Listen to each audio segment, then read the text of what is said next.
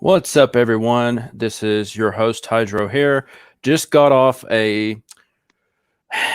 another show with Joey D, and here with Mr. Anderson, my co-host. He was off last week. I gave him a break.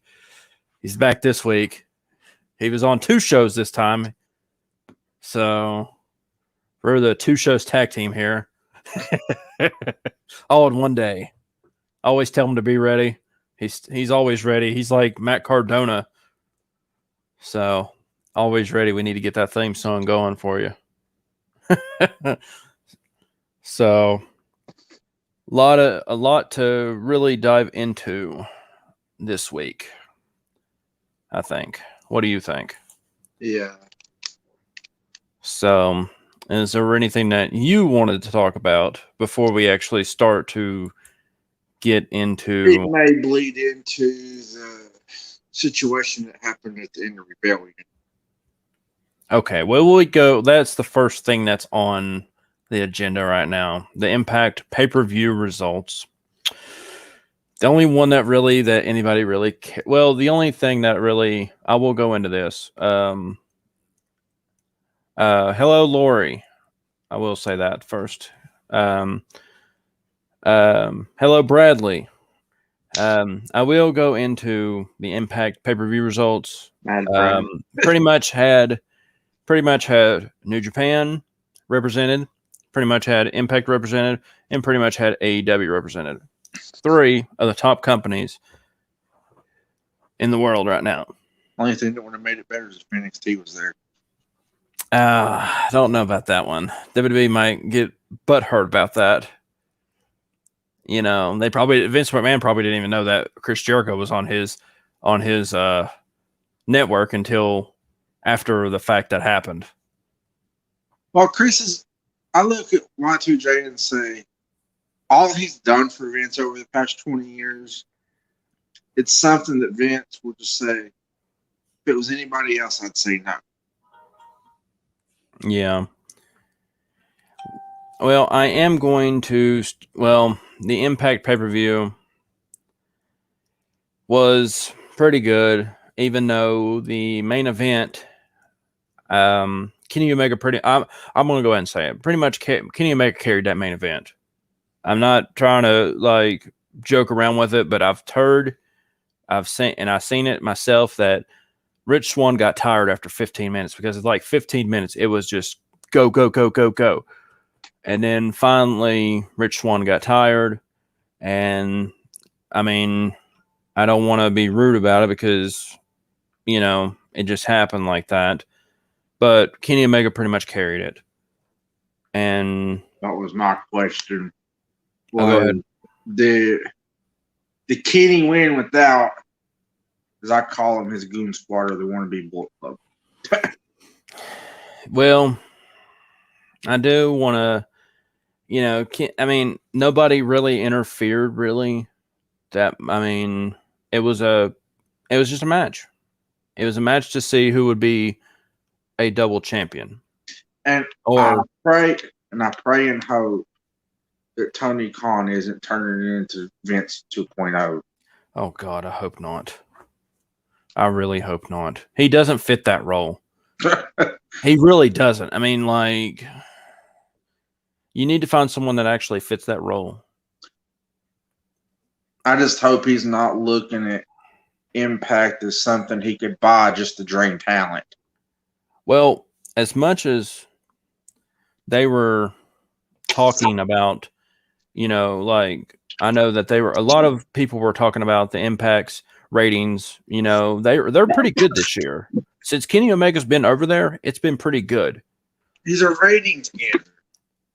Well, I'll tell you this, Omega, there's not too many in the industry today. I could think Lesnar, Goldberg, guys like that you could just bring in for ratings and you don't care what they do. Yeah, that's true. I believe Impact from what Impact showed, a little video thing for their Slammiversary event in July. Well, that pretty much had 5 stars, 5 pretty much like 2 from Japan, Okada and Naito, and 3 that just got recently released from WWE, Samoa Joe, Chelsea Green, and Mickey James. Speaking of Chelsea, who won the Cordona? And Brian Myers won that. Because apparently they had like some kind of injury scare, and then they also did mention about UFC 261 where, well, we'll go into that here a little bit. We already discussed a little bit about it earlier. So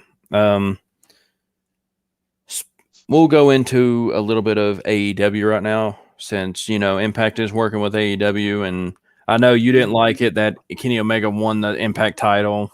I do, but I think there's somebody on the TNA roster who got screwed over by Bobby Roode via beer bottle.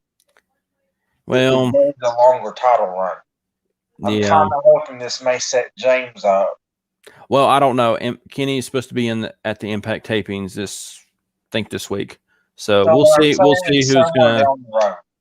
We'll see who he'll be going against next. Not right now. Maybe save it for later this year or Slammiversary next year. Well, hello, Joe. Back again already. Need to get him back on. We need to get him on his show. Would you be invested in James Storm going for the title? I'd be invested in it. I think that would be actually a pretty good match between James Storm and Kenny Omega.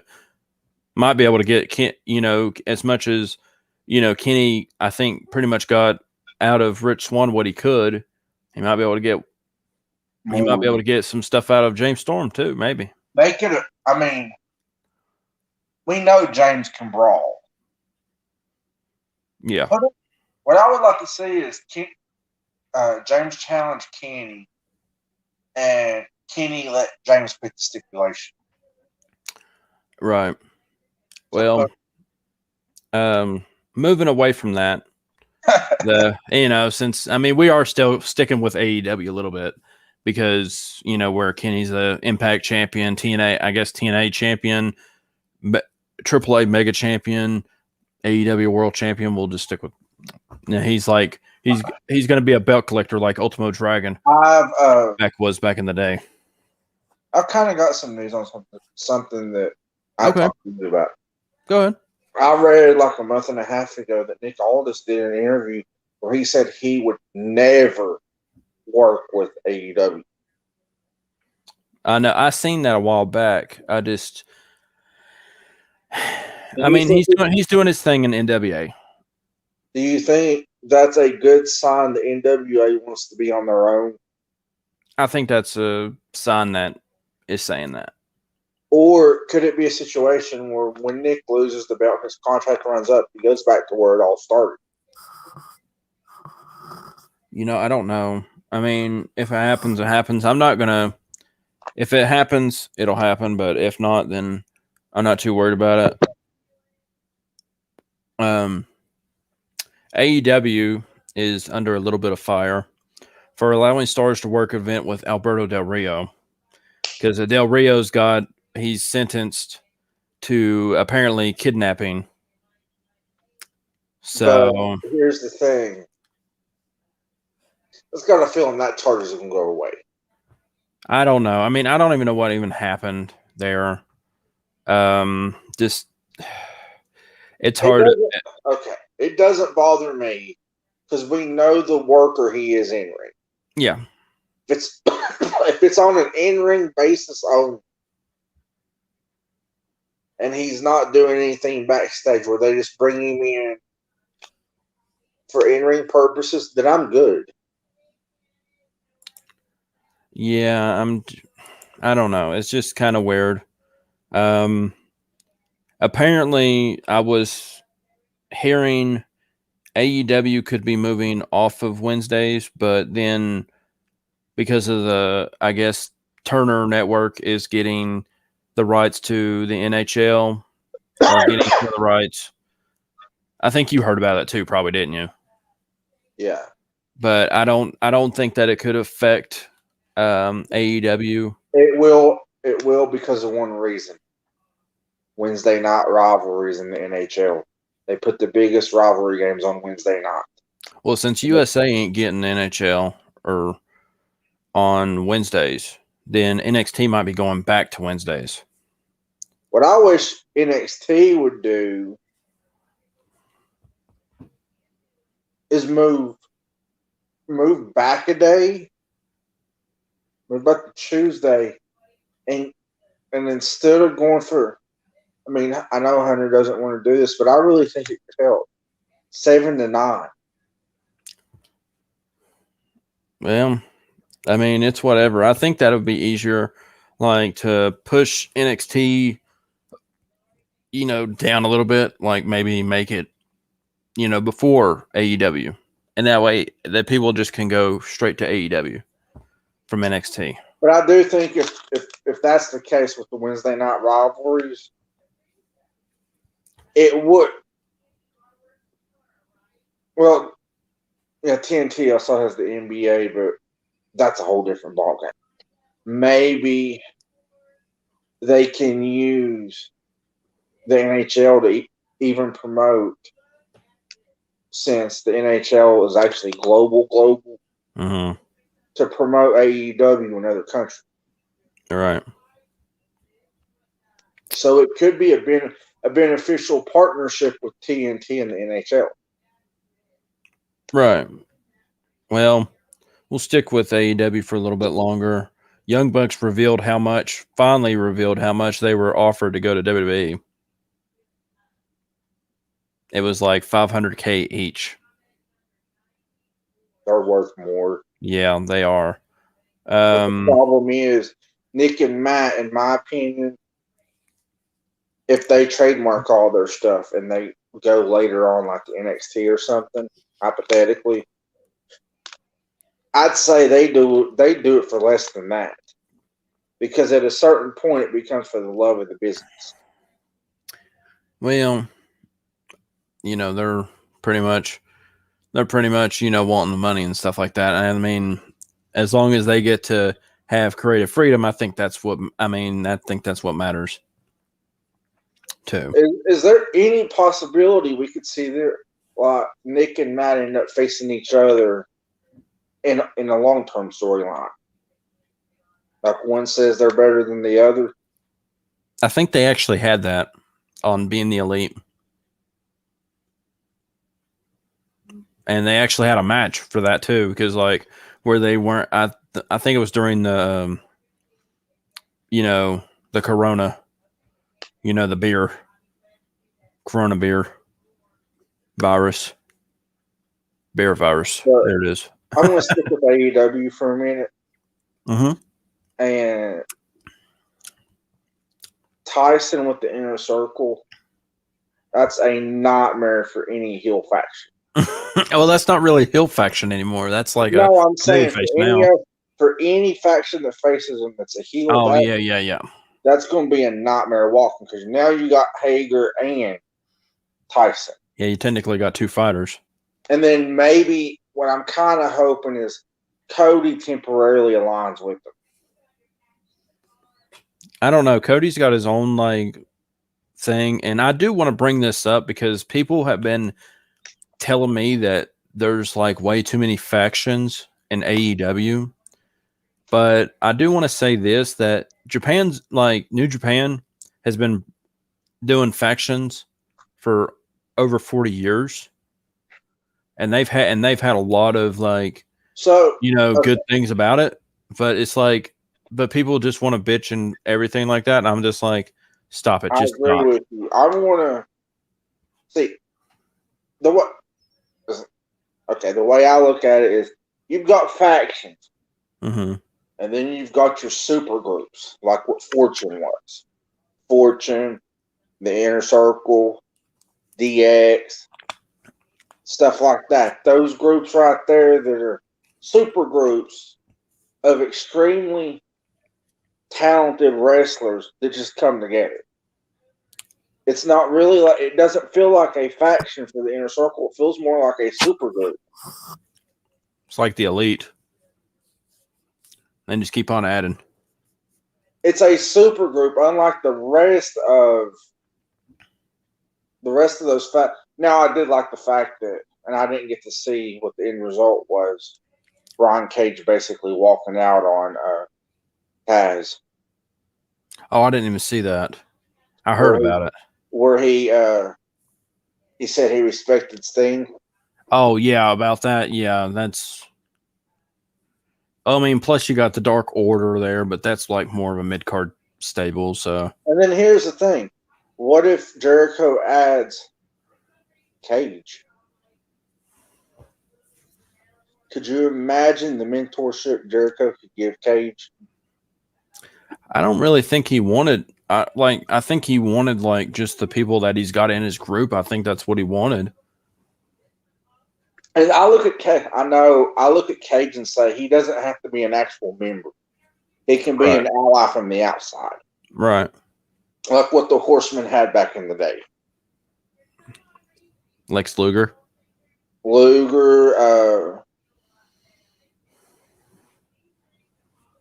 before Arn joined, he was an ally of Ric Flair's. Yep. Well, I do want to go into a little bit of WWE since we are discussed about what was going on in WWE. Randy Orton said he wanted to work with Riddle. I know you don't like this. I don't, but I do. The dude part of it, and this is kind of bizarre. Maybe he could set Riddle up to defeat Lashley. Well, I think what it is that he wanted to feud with Riddle. Orton did right after WrestleMania, and now apparently they're a team because they were like Vince wanted R-Truth and Riddle to be teamed up. You know, Orton makes more sense because here's my logic behind it. Have Randy kind of help Riddle get to that point where he's ready to defeat Lashley, and then have Randy go away for 3 or 4 or half a year, or have Riddle. Maybe this could set Riddle up to win Money in the Bank. Maybe. I mean, and then Randy turns on him when he cashes in. Be a long-term storyline. That'd be nice. Because it's almost like it's got a feeling to it that I had read an interview, and I meant to ask you about this, where Randy said when he re-signed, he told Vince that he wanted to help make the next wave of world champions. And Ricochet was on that list. Yeah, I seen that where he was wanting to work with Ricochet, but Ricochet's falling out. We will go into the main event change for WrestleMania Backlash. Apparently, that's what it's going to be called. Why don't they just call it Backlash and be done with it? But whatever. The main event does make sense. Well, the main event is Drew McIntyre.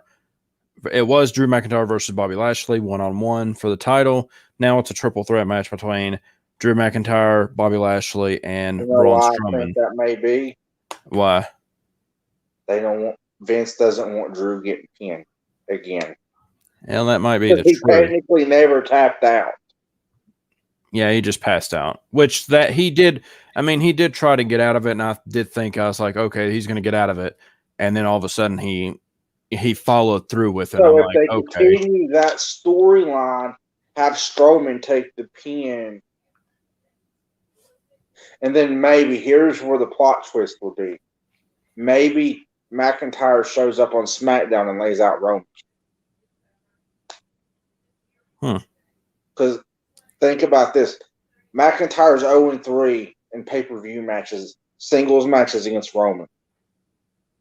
And I had read an article where they may be setting up an 11-month feud with Drew and Roman that ends with like they won't cross paths the entire it won't be one continuous feud. Right. It'll be centered around the big four. Right. But the ideal is for Drew to get his one lone win against Roman at WrestleMania next year. Well, that'll be interesting. We'll see via help. we'll see what happens. If they stick with it, like we talked about it, it's set up. This whole head of the table stuff is to set up Roman versus Dwayne. Yeah. In order for that to happen, Dwayne would have to cost Roman the title.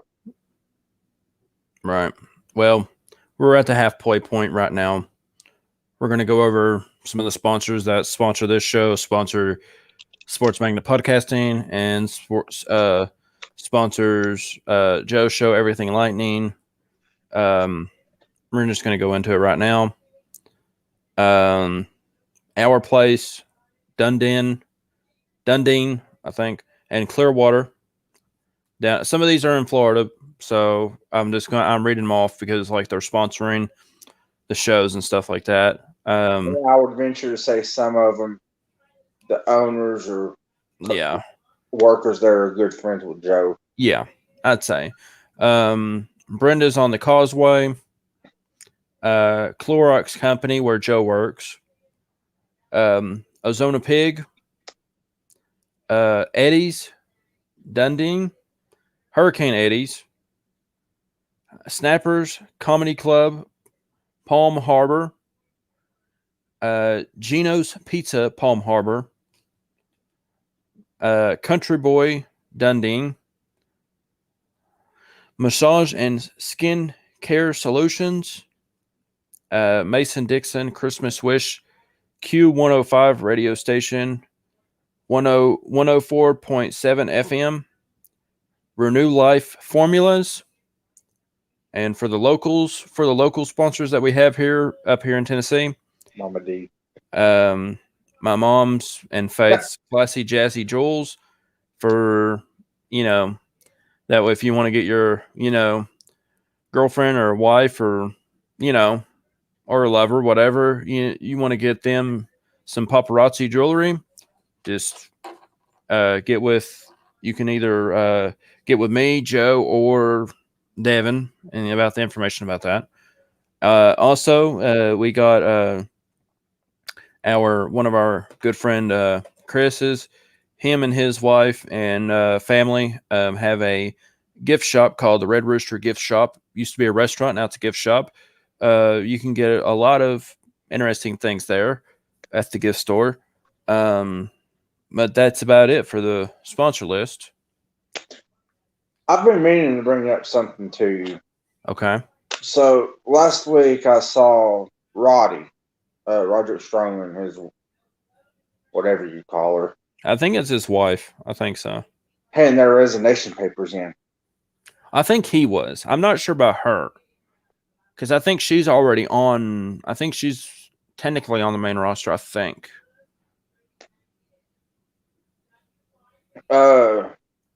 This may lead to. I'll talk to you about this after we get off, because I think this would actually make a good episode. Talk about all the free agents and stuff, and kind of try to pinpoint where some of them are going to go. Yeah, the most logical picks. Like Tessa, for an example, I think she'll stay on the Indies team. Yeah, I think Tessa will probably stay on the Indies team because and that's pretty bad.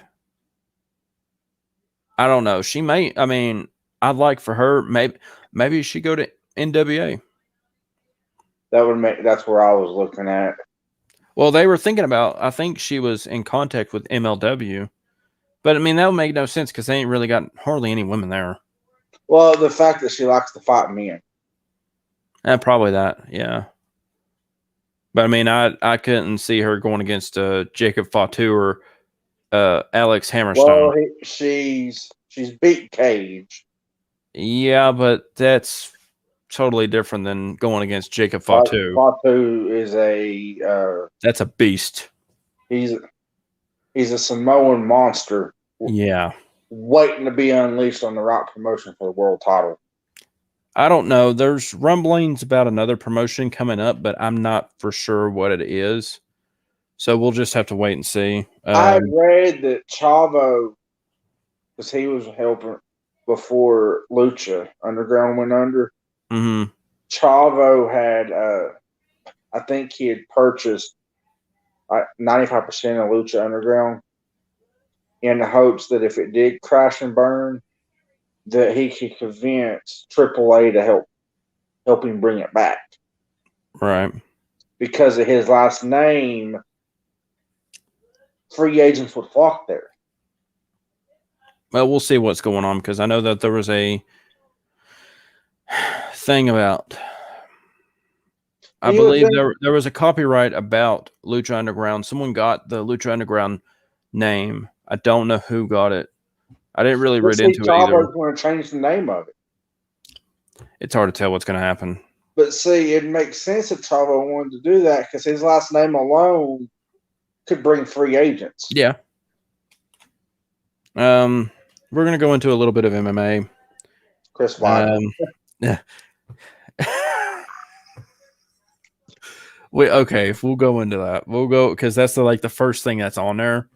So, if anybody did not hear about what happened to Chris Weidman, as Bray Wyatt would say, that's a yowie wowie. Yeah, that's a owie wowie. Owie wowie. Let me see if I can find the video for this because, I know that I had it on here, and it was a gruesome injury. Not so. If anybody's seen the Anderson Silva leg break, this one's worse. This one made me cringe. Wasn't Silva's bone to bone? Let me see if I can. Yeah, we'll get it on that one. Okay. And I think Weidman's, he kicked the guy right behind the thigh and broke his foot, didn't he? Okay. Because I didn't see where he kicked him. I saw the result. Okay. I don't know if you can see it or not, but I'm going to try and play it. Wait a minute. Did it not work? There. I mean, you can see it right there clearly. Kicked him right behind the knee. Yeah, and he's first kick. I mean, you can see this. This is what made me cringe. Not that part, but watch him as he steps back.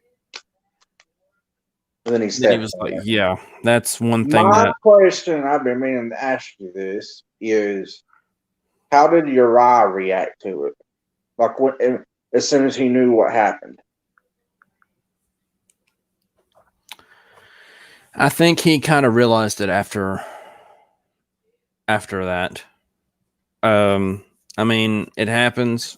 It's only happened, I think, from what Dana White said, 3 times. And what I've read 3 times, once Anderson Silva, and that was so the Chris Weidman thing was the 3rd that it's happened to. I don't know what the first one was, but this one probably had to be the worst one. Is it one of the more gruesome injuries you've seen? That was. Would it be on that list? Yeah. Of injuries that'll just stick with you? It's probably going to scar me for a while. I mean, the Anderson Silva one too did. But and even when Weidman did it, there was just something about him not being over cocky about it. Well, the funny thing was, there was a video, and Faith and my dad actually told me a little bit more about it because, I guess that my dad was watching the prelims, and he seen where Weidman was literally stretching out his leg. That leg that he kicked with, he's stretching it out. Was that the same one that he checked Silva with? Yes. I don't know. You may have to go back and watch it. I'll have to go back and look at that because if it was, I wonder if that part didn't, the contact bone on bone, sometimes it doesn't heal properly.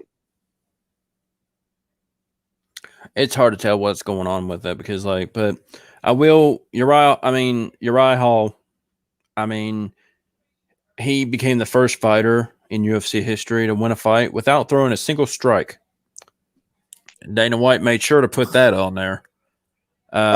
Just a heads up. Who won by the knockout and submission? Oh, there is no more fight of the night or submission. Or no, there's fight of the night, and then there's performance. Then there's 2 performance of the nights. Yeah, Gaethje's Mr. Performance in the night. Seems like He every didn't, time. he didn't do that the last time. So he was in attendance. He was watching his training partners, Rose Namajunas and Kamaru Usman, win a belt and defend a belt. So that's always a good thing. Also, Valentina Shevchenko defended her belt, her flyweight title, for the 5th time. Rose Namajunas won the strawweight title from Weili Zhang. First woman to actually be to regain her title, technically, to regain her title. And so I could deal without the politics that she brought into the fight. I can deal with that, but she is a really good fighter. I actually really do like her. The thing is, she's of international origins, isn't she, Hyder? She is American, but she's got Lithuanian or something like that in her, or something like that. That's the issue. I think a lot of what's going on with European fighters right now. Well, she's not really European either. She's just American. But No, she's like part of descendant from that. that's what I'm saying. If you look at the turmoil in some of those smaller countries like Lithuania and stuff, when a fighter has a platform to it's with any athlete, when they have the platform, they're going to talk about it and not realize that it can hurt their cause at the same point. Well, I will go into the main event. Kamaru Usman defended his welterweight title for the 4th time, knocking out Jorge Masvidal. It took 50 pro fights for Masvidal to get knocked out. That's pretty impressive.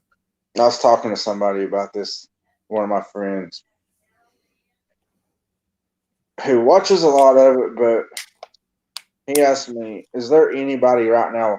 I mean, obviously, I'm going to say, if minus his last loss, Gaethje looked pretty unstoppable, but Usman's getting up in that range. Gaethje is at lightweight, and he won't fight Usman because they train together. No, what I was saying was my friend was asking me, outside of Gaethje, who looked unstoppable until he ran into the Russian buzzsaw. Well, could be everybody that runs into Khabib fails. We will go into that. Usman is starting to look like he's starting to trend toward being nearly unbeatable. Well, he really won't even go up. I mean, he won't go up to middleweight 185 because, well, he figures, well, Israel is his boy, is also his boy, and he won't fight another African champion. So, which is understandable because he'd rather, he'd much rather have 2 separate African champions instead of one holding 2 belts. But I just think the 2 African fighters, when you look at them, if they go unchecked, they'll run their divisions. Are they training partners as well? No, they're not really training partners. They're just like, pretty much close friends. Yeah, really close friends. Speaking of Israel Adesanya, he will be defending his middleweight title in a rematch against Marvin Vettori. He was supposed to go against Robert Whittaker, but Robert Whittaker kind of can't make it to June. So that is set for UFC 263 in June. Israel Adesanya versus Marvin Vettori 2. The what? Is that the main? Yes. And also in the co-main event is a flyweight title rematch between Davidson Figueiredo taking on Brandon Moreno. Which that was a good fight at the last. You brought up something on Joe's podcast about Uriah Faber. It seems like his camp that he runs and stuff, it's a championship factory. Yeah. If they haven't won championships, they've fought for championships. All they know how to do is be right place, right time for titles. Yeah. That I used agree. to be American Top Team. Well, it's still American Top Team still has like they have Amanda Nunes, they have other champions, But so that's not a big deal. they're more spread out now Yeah, across the MMA world. There's just certain ones that you think, oh wow, UFC. yeah. I'm gonna. UFC is this weekend also. Dominic Reyes, former title challenger, taking on Jury. I'm not even gonna try to pronounce his name because like that's just a. I mean, he's a good dude. It's just a, but it's just one of those things. It's like I don't even want to try to even pronounce that name. So, um, So I had read something where the McGregor and Poirier. fight may not happen. No, he finally gave money to Poirier's hometown. He finally gave that money to the hometown. What is it? They're 1-1 against each other, aren't they? Yeah, they're gonna have their fight in July. That should be a big fight. That should be a Is big buy Gaethje rate. would Gaethje be either way it goes? Would Gaethje be a good matchup for either of them? Oh yeah, he's fought Poirier and Poirier beat Gaethje. I think Gaethje poses. I was telling one of my friends this. Gaethje may pose the biggest threat within that division, McGregor, just because of Gaethje's one strike ability. Right. Speaking of UFC at UFC 61, you see Nick Diaz in the crowd. He is apparently talked to Dana White, and he wants to talk to Dana White for a return, even though some of the media members were like, well, they wanted to hear the conversation. And Dana White was like, well, I don't think that's going to happen because he's like, you want to get Nick Diaz mad. Here's your question: Diaz versus Diaz, who wins? Diaz. Which one? Well, you didn't say at Nick, first. I do want to touch on something that was brought up yesterday. Well, that was technically brought up yesterday because I seen it. John Jones and his manager, First Round Management, they've been together for 11 years. They parted ways. you know what I'd like to see, but I don't think it's going to happen. I don't think John Jones. I'm not going to question his knowledge of the sport or industry. I would like to see. I would like to see the fighters form a union and start representing themselves. I think they did try that, but I don't think it really worked. It would work with John Jones because he's such a big name. It's kind of what Connor does, but Connor doesn't fully grasp that if you represent yourself, you put more on yourself to keep your image the way it is. Right. Well, the Professional Fighters League is back. They didn't have their 2020 season. They have their 2021 season. They got some big names like Anthony Pettis, Fabricio Verdum, Rory McDonald. Anthony Pettis didn't do too good in the this past Friday. But there's still at least one more fight. That way he can get into the I guess the next round, because like these are just the playoffs right now. If anybody don't know what that really the PFL is, they need to look it up because they need to really look it up because it is actually like whoever wins the whole like the tournament gets $1 million and the championship along with their fight purse. So that'll be good. That's good. Getting the fighters I paid. wish what they do with that instead of making it the big names and just focusing on the big money draws. Yeah. Is have it with the up and coming fighters. Maybe have some sort of deal with like Bellator where if you win in a certain division, like say you're a heavyweight and you win in their heavyweight division needs a young gun added to it. You have a chance through PFL to get a contract with one of these bigger companies. Well, I think that it all. I mean, I think PFL was pretty much like it's not really a big company, but it's like it's getting the fighters paid, which is always good. It's good, but I would like to see them kind of have a link where if you win, you've got the possibility of getting a contract from. Well, they have that for smaller promotions, but PFL is really not a smaller promotion either. So, but I think we've pretty much. I've gotten done with my notes. So, you got any final thoughts or anything to say? Like, I'm not as interested in what's going on in UFC as I am Bellator right now. yeah, Bellator's getting. They're really hitting it through with this year. Their light heavyweight tournament or featherweight tournament finals and stuff Are like you that. impressed with how they've? It seems like they've restructured everything. I do. I actually like it a little bit better.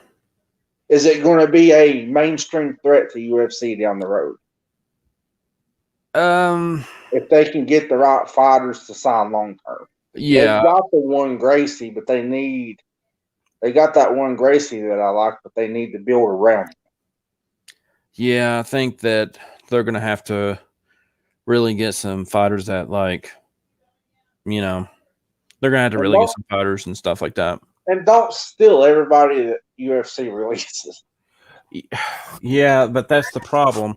That's the problem right there. Like you might have to because like of course if like say like I'm on like the number one you know guy in the UFC and then you can't really negotiate what's going on with it's like back in the old days like where Randy Couture was the heavyweight champion in the UFC and he was trying to negotiate with like something else. But the ideal for UFC to have competition is always good. Yeah, that's because definitely when they don't, it seems they run dry. yeah. And it's the same generated fighters like Connor and stuff that Dana relies on when in reality you got Poirier. Nate, the list goes on. Right. Who you could actually build your company around and fit Connor into it and make him more sellable than what he already is. Yeah. But I guess it's just what Connor looks money hungry. Right. Well, I will say that my final thought is, be sure to watch this. Thank you to everyone that watched this show with me and Mr. Anderson. And, um, I probably won't give you a day off next week. You'll be on here again. I know you'll be ready because you're like Mike Cardona, always ready to go. But we will be back for this show next Tuesday, right after Joe's Everything Lightning. That I know I'll be on there probably. Hopefully, I don't get sick or anything. Wednesday, tomorrow night, don't miss. It's Devin Sports Magnet Podcasting. I'm on there with Joe and Devin. If Devin shows. With Devin didn't show last week. Don't jinx it now. Hey, he's starting to become like Cena. Oh, you can't see him.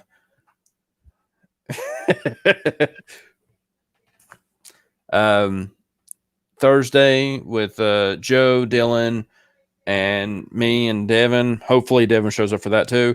And then Friday, a day off. Saturday, Sports Magnet Podcasting again with Devin. Of course, Devin showed up for Saturday, and I was in Kingsport for that, and we had Chris on too. So, but hopefully Joe didn't show up on that one. He was under the weather. But then we'll be back. Then I'll have Sunday off. I think Joe might have. I don't know if Joe will have his show on have a show on Sunday or not. Then Monday off, and Tuesday again. So mine and my show after Joe's show. So This I almost made a mistake on Joe's show. Should have called it our show. yeah, well, I'm on there too. So I'm working I with was Joe. talking about this one. Oh yeah. Well, pretty sure this one ain't Joe's. So, anyways, thank you again for watching. Thank you to all our sponsors. Thank you to Sports Magnet Podcasting for also sponsoring this, and also under the Thunderstrikers umbrella. Whoop. Also, thank you, Mr. Anderson, for joining me like always. And we will see y'all again. Bye.